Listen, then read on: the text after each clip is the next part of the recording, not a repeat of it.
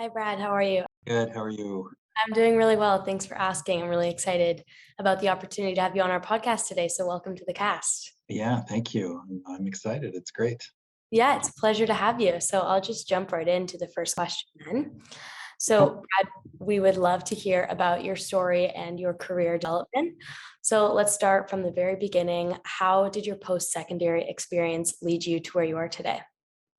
Yeah, great question. And for me, post-secondary was like many people. I'm like, what am I going to do? I like debating, so I'm like, maybe I'll be a lawyer. I loved buildings and skyscrapers, so maybe an architect. But ultimately, in university, I found business and accounting, and it was largely because of my uncle. He told me numbers touch everything, and the people that understand the numbers are often some of the most powerful people in the room. And Mhm. so that resonated with me, and it made me go after the CPA. So I took that route and path, and from there, it then launched me into public accounting. Thinking back to being able to touch everything through numbers, I kind of knew, our parents had careers that are like 30, 40 years doing the same thing. And I'm like, well, I don't want to necessarily do 30, 40 years of public accounting. But when you think about numbers touch everything, I knew I could do probably five, maybe six careers. Yeah. So it kind of worked out like that. This is, Yeah, we definitely will be touching on those few careers. They're definitely, it's quite the list. So, how does that journey differ from what you expected in your career from a young age? Were there any events along the way that altered your trajectory?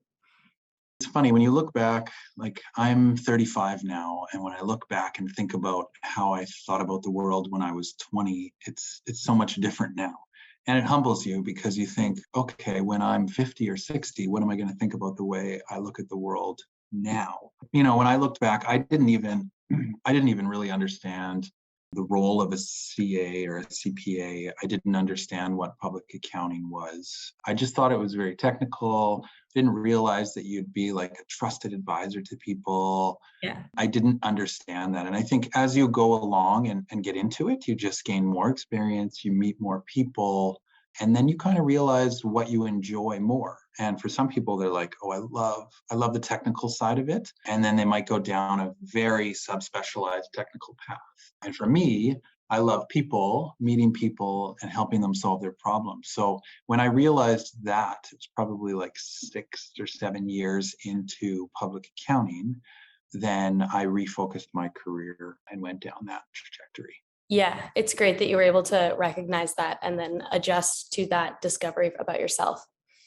Exactly. And it takes time, right? It's not linear. Like if you've seen the path, they show the path of an entrepreneur and it's just this crazy windy road. It's really similar for everyone in their career as they figure out what do I want to do? Like the success in a career path, it's going to be bumpy, it's going to take twists and turns. Yeah, And just exactly. and the comfort to know that is helpful. And Mhm. then for me, threw myself outside of my comfort zone. I moved across the country. So I moved from Edmonton to Toronto when I was 30. And that really allowed me to have a fresh start. So, I left my job, I left everything, and I had a complete blank slate. And when you do that, you're like, okay, what do I want to do next? And you kind of evaluate all options. So that allowed me to go in a different direction also. Yeah, definitely. So, on that topic of being able to move around and leave things behind. So, in your journey, you've definitely managed to succeed in a broad range of titles. You're constantly moving upwards and onto things that interest you. You started as a senior manager at Mowbray Gill to CFO at BAMSS Contracting Incorporated, and finally to your current positions at JW Development and Northwood Family Office. So you spent a solid amount of time in each of these positions, and I'd love to know how you knew when it was time to move on to the next thing. Yeah. And it's funny because at some point you just need to take a chance. So for me, my first job in public accounting at Mowbray Gill, I started my career off there. I spent 8 years. It was really the foundation. I was like a kid when I went in. I had no idea what I was doing.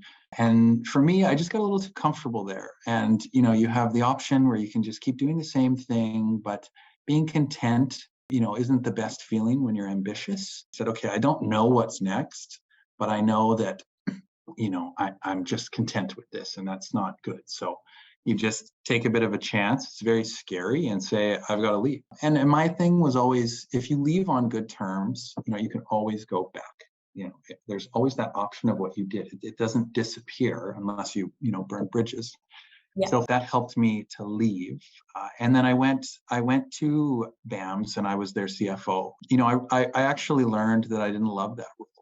And I was only there for 18 months. That's my shortest stint of all my jobs. But if I wouldn't have done that, I would have never known, and I wouldn't have had that experience. And I met some amazing people there that I still stay in touch, and it taught me, 30 things that I didn't know before I started that role. And then I was able to take it into a different role. And throughout all of this, you realize the importance of culture. And it's not until you're in a culture that doesn't align with you that you realize the importance of culture. Because everyone says, okay, I need to be in a good culture. I need to be around people that I like. But for me, when I was in one that I didn't like, I realized I need to be in a culture that has respect, trust, empathy, and support. Those are the four things that I need. And then so, when you think about moving on to the next role, for me, one of the cultures just didn't have those. And so I had to find that. And that's interesting because it's not necessarily your specific role that you're against, it's more so the culture. Yeah. And then that helps you move on. But like I said before, it's not linear. And where I got to today, sometimes you stumble into it a bit and you just explore, and you have to be willing to try different things. If I would have just stayed at the first job and been content, I wouldn't have, jumped into those two others that led me to the one I am in today. Yeah, exactly. And in the one you are in today, you are experiencing those things that you've learned along the way. So that's great. And with your current role at the Northwood family office, how has your CPA certificate influenced your career trajectory and contributed to your success as a professional in the field of finance and wealth management? Would you say that it has opened doors for you? Definitely. And I'll dive into that because so for me, I work in the family office space.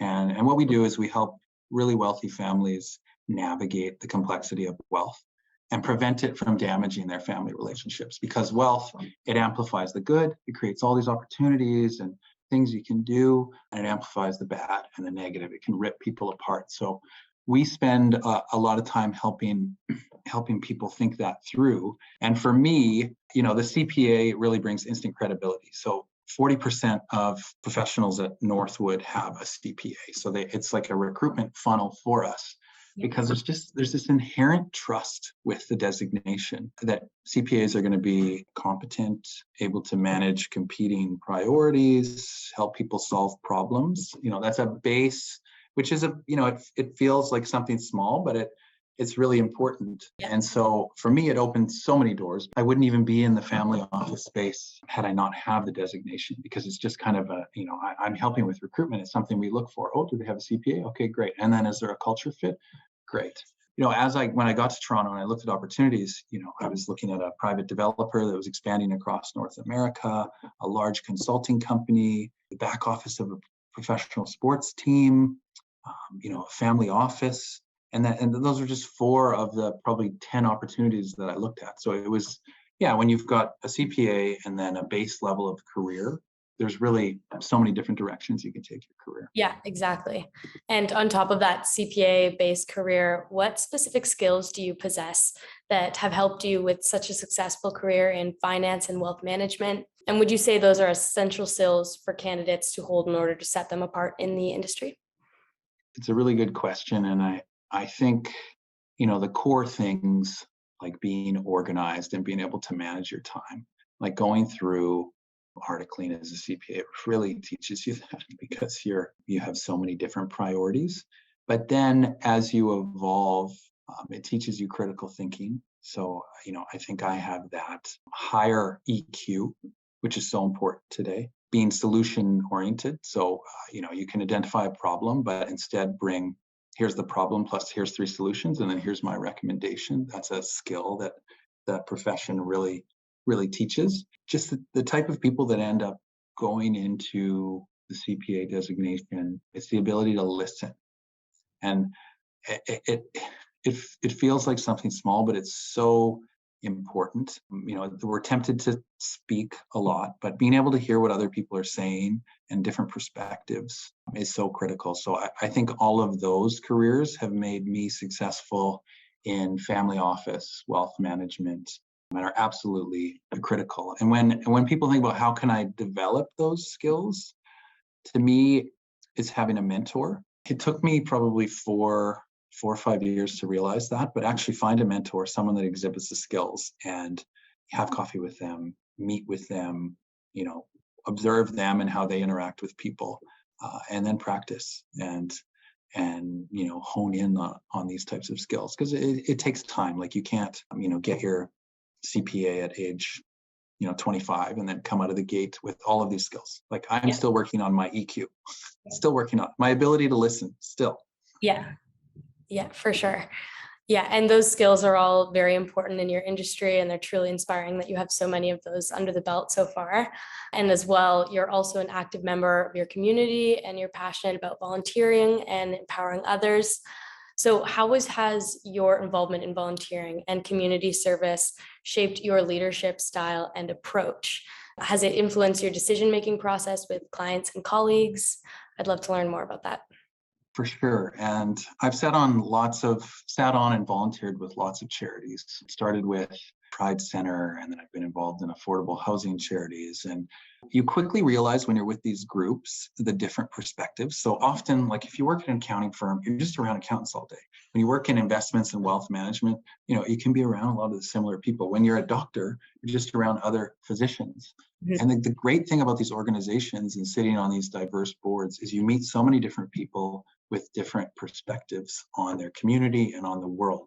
And I think when I talk about the skills above, being able to have high EQ, being able to listen, bring solutions, sitting on these boards and volunteering with just different types of people, doctors, dentists, architects, developers, people from government and nonprofits, and just from all over the country, and hearing them speak and be passionate about issues in different ways. And boards, like good functioning nonprofit boards in Canada, they don't have groupthink. They'll certain people have different opinions and they come to a solution.